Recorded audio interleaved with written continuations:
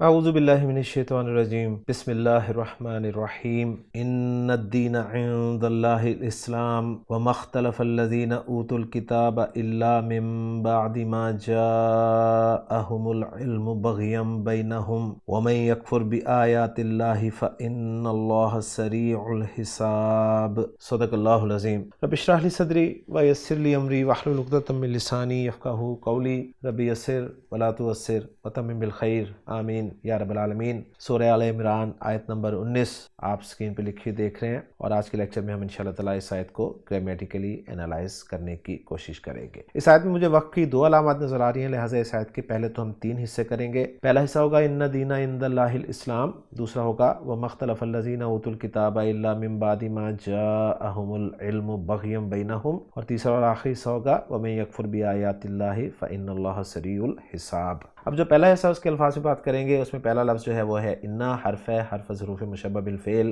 الدین کا لفظ جو ہے اسم ہے اور یہاں پر منصوب استعمال ہوا ہے، اور معروف معنی میں ہم اس لفظ کو جانتے ہیں۔ اندہ ظرف ہے اور ظرف اسم ہوتا ہے، آپ کو پتہ ہے، منصوب استعمال ہوا ہے اور اس میں جلالہ اس کے بعد آپ مجرور دیکھ رہے ہیں، اور الاسلام جو ہے یہ دین اسلام کے لیے آپ لفظ بخوبی جانتے ہیں۔ پہلے حصے کے الفاظ کی بات کرنے کے بعد چلتے ہیں دوسرے حصے کے الفاظ کی طرف۔ اس میں پہلا لفظ واو ہے جو کہ حرف ہے، ما حرف ہے، حرف نفی ہے، اور اس کے بعد اختلف فعل ماضی، واحد مذکر غائب کا صیغہ ہے، خا، لام اور فا اس کے روٹ لیٹرز ہیں، باب افتعال سے یہ استعمال ہوا ہے۔ اختلف یختلف اختلافاً، کسی چیز یا رائے کے خلاف یعنی مختلف ہونا، اس کے معنی خان صاحب نے لکھے ہیں۔ اس کے بعد اگلا لفظ جو ہے وہ ہے الذین، اس میں موصول جمع مذکر کے لیے استعمال ہوتا ہے، مبنی اسم ہے۔ اوتو یہ فعل مجہول کا صیغہ ہے، فعل مجہول ماضی، جمع مذکر غائب، حمزہ، تا اور یا اس کے روٹ لیٹرز ہیں، باب افعال سے استعمال ہوا۔ آتا یا یؤتیو، تبدیلی کے بعد آتا یؤتی، ایتان دینا کے معنی میں، اور 2 مفعول ڈیمانڈ کرتا ہے، کسی کو دینا اور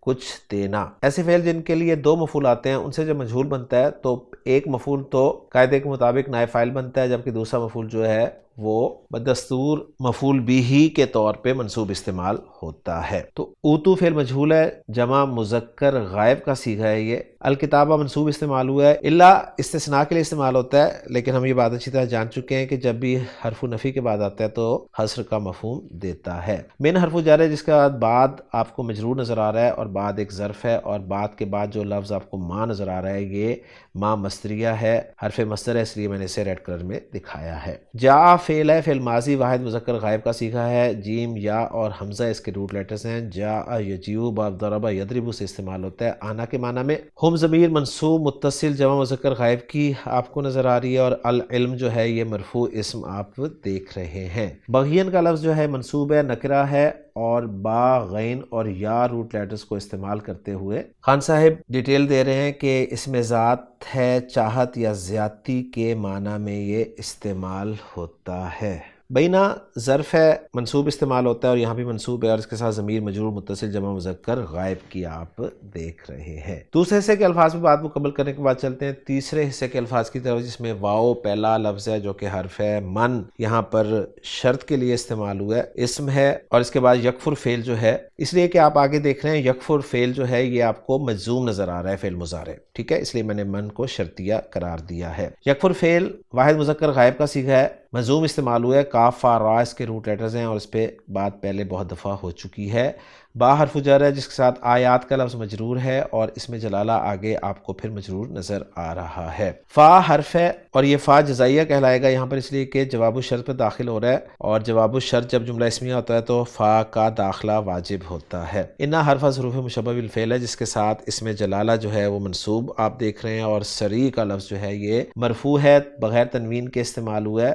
اور الحساب آگے مجرور نظر آ رہا ہے۔ سری جو ہے یہ سین، را اور عین روٹ لیٹرز کو استعمال کرتے ہیں، صفت مشبہ کا صیغہ ہے، تیز کے معنی میں یہ استعمال ہوتا ہے۔ تو الحمدللہ جی آیت نمبر 19 کے تمام الفاظ پہ ہم نے بات مکمل کر لی ہے۔ اب ہم چلتے ہیں آیت نمبر 19 میں جو حصے بنے ہیں ان کے جملوں کے اعراب کی طرف۔ تو پہلا حصہ جو تھا وہ تھا ان دین عند اللہ الاسلام، اس کو ہم جملہ مستانفہ قرار دے دیتے ہیں۔ ان حرف حروف مشبہ بالفعل ہے، جب بھی آتا ہے ایک اسم اور ایک خبر ڈیمانڈ کرتا ہے، اسم اس کا منصوب ہوتا ہے، لہٰذا الدین جو ہے یہاں پر منصوب ہے، اور آگے جو عند اللہ ہے ظرف اور مضاف الیہ یہ بھی ہم جانتے ہیں متعلق ہوتے ہیں، تو جس طرح جار مجرور متعلق ہوتے ہیں اسی طرح ظرف بھی کسی نہ کسی کے متعلق ہی ہوتے ہیں۔ اب معرفہ کے بعد ظرف آ جائے یا جار مجرور آ جائے تو ہم جانتے ہیں کہ وہ عام طور پہ اس کے لیے حال بنتا ہے، تو عند اللہ کو ہم حال قرار دے دیں گے دین کے لیے، اور یوں ذوالحال اپنے حال سے مل کے انا کا اسم بن جائے گا، اور الاسلام جو ہے یہ انا کی خبر ہو جائے گی، اور انا اپنے اسم اور خبر سے مل کر جملہ اسمیہ بن جائے گا۔ اور اس حصے کا ترجمہ اگر ہم کرنا چاہیں تو کچھ یوں کریں گے کہ یقیناً دین اللہ کے نزدیک اسلام ہے، اسلام ہی ہے کے ساتھ بھی ترجمہ ہم کر سکتے ہیں، یا یوں بھی کر سکتے ہیں کہ یقیناً اللہ کے ہاں دین تو اسلام ہے۔ اب جو دوسرا حصہ ہے اس میں اعراب کی بات کریں تو واو کو ہم قرار دے دیں گے جی عاطفہ، ما حرف نفی ہے، اختلافہ فعل ہے، فعل واحد مذکر غائب کا صیغہ ہے تو اس کا فاعل آگے آ سکتا ہے۔ آگے ہمیں مرفوع اگرچہ کوئی نظر نہیں آ رہا، لیکن الذین اس میں موصول جو ہے یہ مبنی ہوتا ہے، تو لہٰذا اسے ہم محلاً مرفوع فاعل بنا سکتے ہیں اختلافہ فعل کے لیے۔ تو الذین اس میں موصول یہ محلاً مرفوع فاعل بن جائے گا اختلافہ فعل کے لیے، اور اس میں موصول اکیلا نہیں آتا ہے، اس کے ساتھ صلۃ الموصول ضرور ہوتا ہے، تو صلۃ الموصول جو ہے وہ ہے اوت الکتابہ۔ اوت الکتابہ جیسے کہ میں نے کہا تھا کہ وہ افعال جو دو مفعول ڈیمانڈ کرتے ہیں جب مجہول ہو کر استعمال ہوتے ہیں تو ایک مفعول کو جو ہے وہ نائب فاعل قرار دے دیا جاتا ہے، لہٰذا اوتو میں جو واو ضمیر مرفوع متصل ہے یہ اس کا نائب فاعل ہے،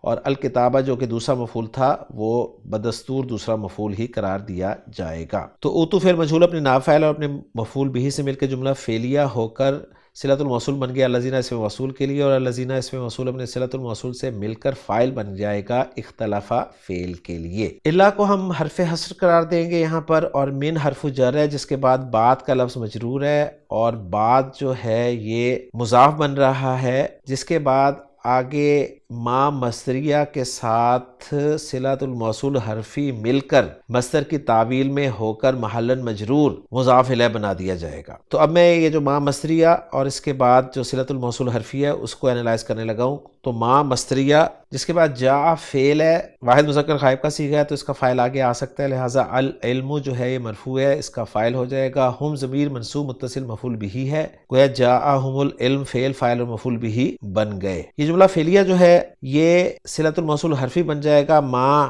حرف مصدر کے لیے، اور ما حرف مصدر اپنے صلۃ الموصول حرفی سے مل کر مصدر کی تعویل میں ہو کر محلاً مجرور مضاف الیہ بن جائے گا بعد ظرف یعنی مضاف کے لیے، اور بعد ظرف یا مضاف اپنے مضاف الیہ سے مل کر مجرور ہو جائے گا من حرف جر کے لیے، اور من حرف جر اپنے مجرور سے مل کر متعلق ہو جائے گا اختلافہ فعل کے۔ ابھی تین لفظ باقی ہیں جو کہ بغیم بینہم ہیں، تو بغین جو ہے منصوب استعمال ہوا ہے تو یہ مفعول لہو ہم قرار دے دیں گے، اور بینہم ظرف اور مضاف الیہ مل کر یہ صفت بن جائیں گے بغین نکرہ کے لیے، تو گویا بغین موصوف اپنی صفت بینہم سے مل کر مفعول لہو بن جائے گا، اور یوں یہ بھی حصہ جملے کے اعتبار سے مکمل ہو جائے گا۔ اب اس کا اگر ہم ترجمہ کرنا چاہیں تو کچھ یوں بنے گا کہ اور نہیں اختلاف کیا ان لوگوں نے جنہیں کتاب دی گئی مگر اس کے بعد کہ ان کے پاس علم آ چکا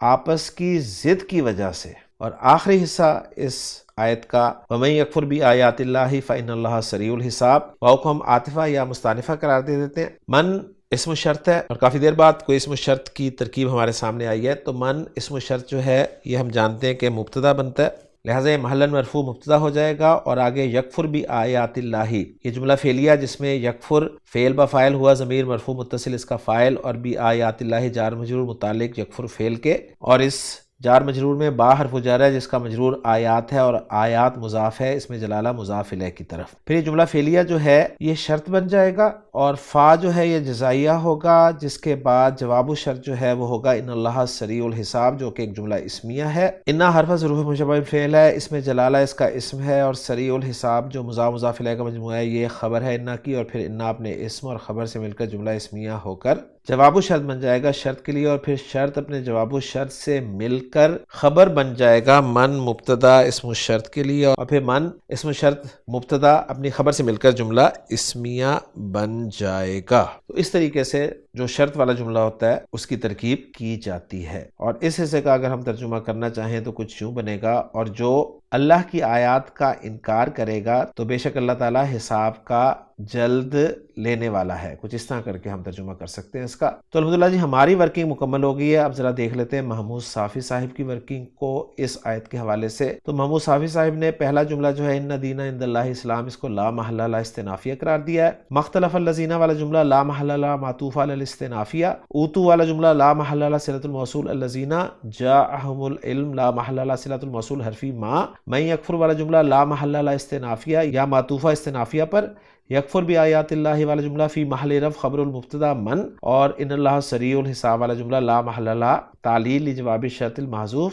ای فاللہ محاسبہ لانہ سریع الحساب۔ تو اس طرح سے تھوڑا سی ڈیٹیل انہوں نے دے دی ہے، لیکن مین جو ہے وہ ترکیب ہماری میچ کر گئی ہے محمود صافی صاحب کی ورکنگ کے ساتھ۔ تو اب رہ گیا جی اس آیت کا ترجمہ، وہ عبدالسلام صاحب کا میں آپ کے سامنے رکھ دیتا ہوں۔ ان الدین عند اللہ الاسلام، بے شک دین اللہ کے نزدیک اسلام ہی ہے۔ وما اختلف الذین اوتوا الکتاب، اور وہ لوگ جنہیں کتاب دی گئی انہوں نے اختلاف نہیں کیا، الا من بعد ما جاءہم العلم، مگر اس کے بعد کہ ان کے پاس علم آ چکا، بغیم بینہم، آپس میں ضد کی وجہ سے، ومن یکفر بآیات اللہ، اور جو اللہ کی آیات کا انکار کرے، فإن اللہ سریع الحساب، تو بے شک اللہ بہت جلد حساب لینے والا ہے۔ تو الحمدللہ جی آیت نمبر 19 ہماری سورہ آل عمران کی آج کے لیکچر میں مکمل ہو گئی ہے۔ انشاءاللہ تعالیٰ اگلے لیکچر میں اگلی آیت کے ساتھ آپ سے ملاقات ہوگی۔ سبحانک اللہم و بحمدک، اشہد ان لا الہ الا انت، استغفرک و اتوب الیک۔